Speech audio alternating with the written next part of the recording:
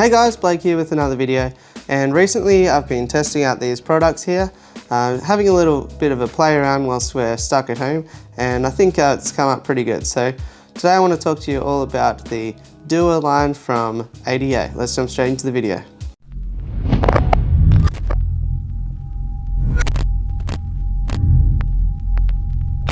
So to get things started, this here in the center is what's known as the DOOA Terra Base. I think it's a really cool and unique item and a great way to get started in the sort of Wabi Kusa immersed grown terrarium style plants. So let me jump over and we'll have a look at how this whole thing got started.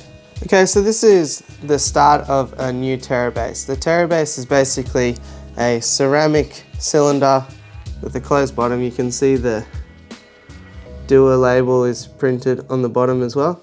So the idea is that you fill up the center with water, and over time it will slowly feed out, watering the various mosses and epiphyte plants that you decide to put on the outside. So to get started, it's recommended to soak the Terra Base so that plenty of water can get in and penetrate all the surface of this. So DOOA do recommend that you soak the base for a period of time before attaching any moss or other plants. So I've got some black cotton here, and that's what I've used to attach the three types of mosses that I have on here. I've got peacock moss, Java moss, and Christmas moss, but a lot of the aquatic mosses will be just fine.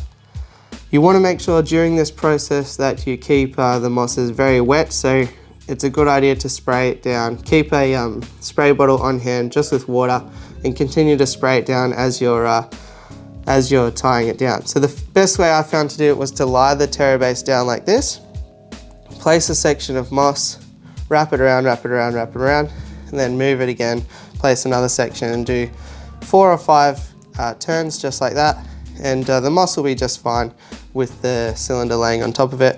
And then after a while you get something like this. This still has a little bit of growing out to do. You can see that there are still a few bare patches, but as it is, I've just got it growing out so far. So once the moss is all attached, it's really time for the fun part, if you haven't had any fun already by this stage. So let's go ahead and attach a bunch of epiphyte plants, and I'll give you some examples of suitable plants you can use.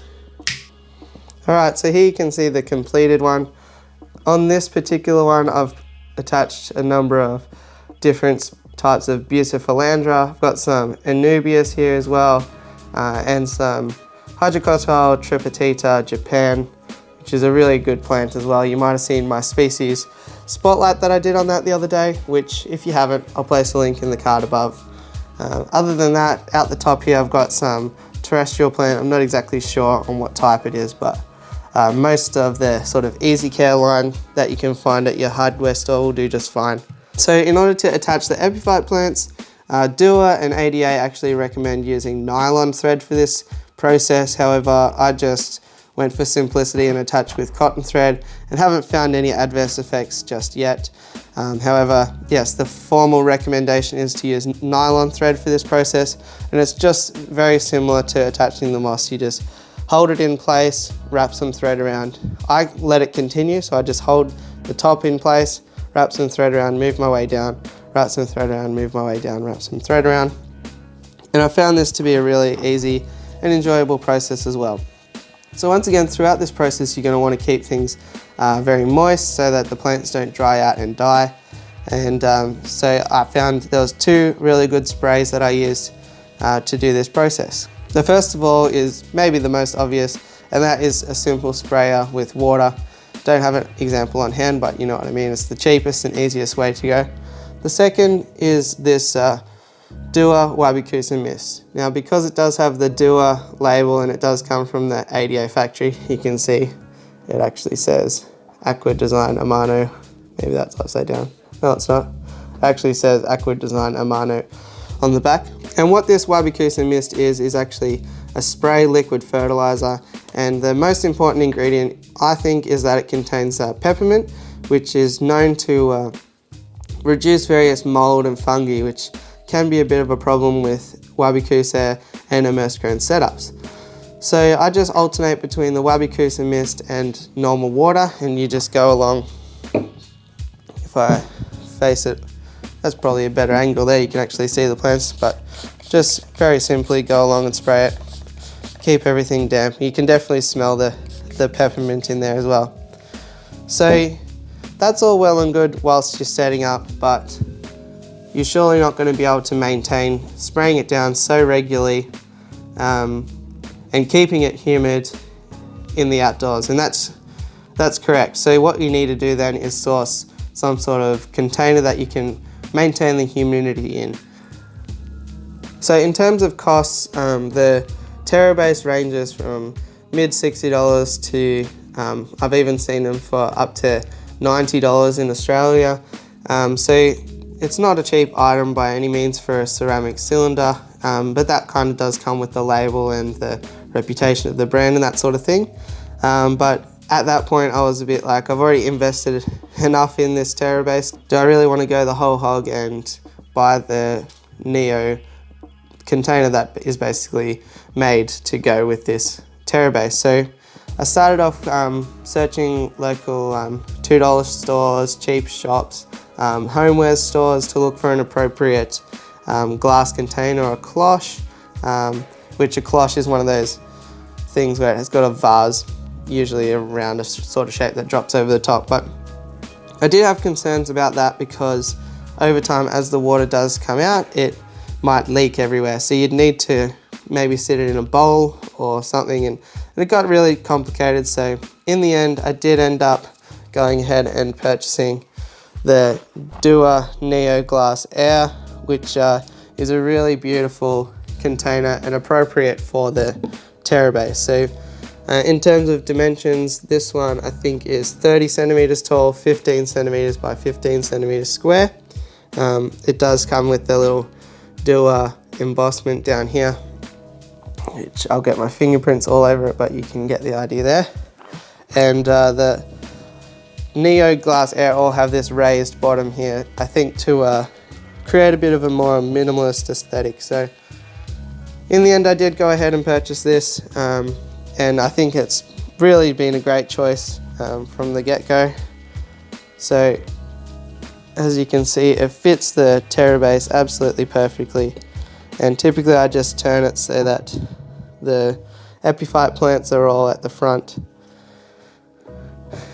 and that's basically how I have it housed. So still at this point, unfortunately, the humidity is not going to stay in, and it's not actually very easy to find the custom-made lids for these Neo Glass Air containers. So from that point, what I did is actually got a cheap picture frame, photo frame, and this was around about the same dimensions of the Neo Glass Air. So I will be cutting this eventually. I'm just waiting on a glass cutter to arrive in the post, but from that point I just center it for the minute, and I've got two pieces of adhesive tape here, sticky tape, to which I just create sort of a trapdoor style lid. As you can see from all the water that's in there, it does get quite humid, so it seems to do the job there. Now that we've got the Terra Base set up, it's in a beautiful container, the humidity is going to stay in. We still do need a way to light this so that the plants will continue to grow and thrive.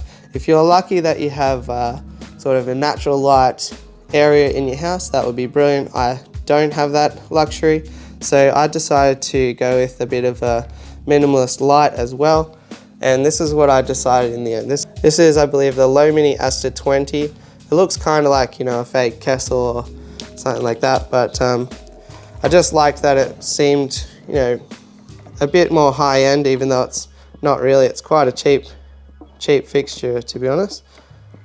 And I liked that it had a gooseneck because I would be able to direct the light so that I could make sure that no areas of the Terra Base actually were not exposed to light and would die. So I just try and center it from that point, being careful I always hold the base here so that the Neo Glass Air doesn't crack. And we'll get it plugged in and I'll give you an idea of what it looks like. One thing that I do quite like about it is dimmable. You don't get to adjust the light at all, but you certainly get to turn it up and down. I've kind of kept it around the middle area, which I found to be just enough. I did notice that it got a little bit hot just by the touch if it was kept at full power all day, and I think it is excessive anyway. You can sort of see the spread of light is going out to here. One other thing that I thought was kind of cool with this light is it comes with 2 different lenses, so you can adjust basically the degree angle that the light is going to be spread. So I think by default it came with one that was 180 degrees, which is very wide. And because we are just working with basically a 15 centimeter area, switched it to the 90 or the 60 degree, and seems to be a lot more focused from there. You can see it sort of only comes out to here. So yeah, I've been pretty happy with this light so far, and I think it suits the overall aesthetic pretty well as well. So yeah, I can only go ahead and say that if I was you and I was doing the same sort of setup, I wouldn't be too worried about picking up one of these lights for myself either. Certainly a bit of a cheaper alternative than, for example, the Kessel Tuna Sun, although I think that's a great light. In this sort of application it might be a little bit excessive, but I'll leave that for you to determine. So once again, I do think it's important to point out that I did actually pay for all of these, including the lights, including the plants and everything else. So yeah, I just thought that this was a great light, and I did a lot of research to try and find an appropriate one, and I've been pretty happy with this one so far. So I don't get any benefit from it, but I will put the Amazon link. I bought this on Amazon AU, so I'll put that link below if you're looking to get one yourself. So I like to just sort of direct it towards the front there, just like that, and I find that that lights it pretty well. So all in all, we have sort of a pretty sleek looking fixture here, and something that I've been really finding very relaxing. I've actually got it sitting on my home office area that I'm using at the moment, working from home, and I found it to be really great addition to the home workspace. It's really helped to relax me. So last thing to point out, if you do really want to boost your growth, I've got this DOOA Suike liquid, and this is a liquid fertilizer. So just put a little half a pump in the center of the cylinder, and it's basically just going to superpower that water which is feeding all of our plants here. So it is quite right that both of these products may be a bit excessive to go with the whole DOOA line, but I figured whilst I'm already in it for the Terra Base and the Neo Glass Air, I might as well go the whole hog, and I have found them to be very effective products. So if you are able to cop the price tag of these, then definitely give it a go. Once those ones are probably finished, I'll probably just refill the bottles with something else though, if I'm totally honest. But I do like the look of it all together. So if you are cooped up at home, you're looking for a little bit of a different project, you got probably too many aquariums set up already, and you're looking to branch out into the world of immersed grown plants, well, I certainly do have to go ahead and recommend the DOOA Terra Base. I found it to be a really fun project. Really simple. I think most people would be able to handle it, and as long as you select your plants right and maintain the humidity, I think a lot of you will be able to have success. If you do find suitable alternatives or cheaper ways to do things, be sure to drop it in the comments below to help out anybody else who might be looking over this video or looking at this particular product. Maybe it will help others out as well. So if you like this video, please like, subscribe and all that fun stuff, and I'll catch you on the next one. Thanks for watching.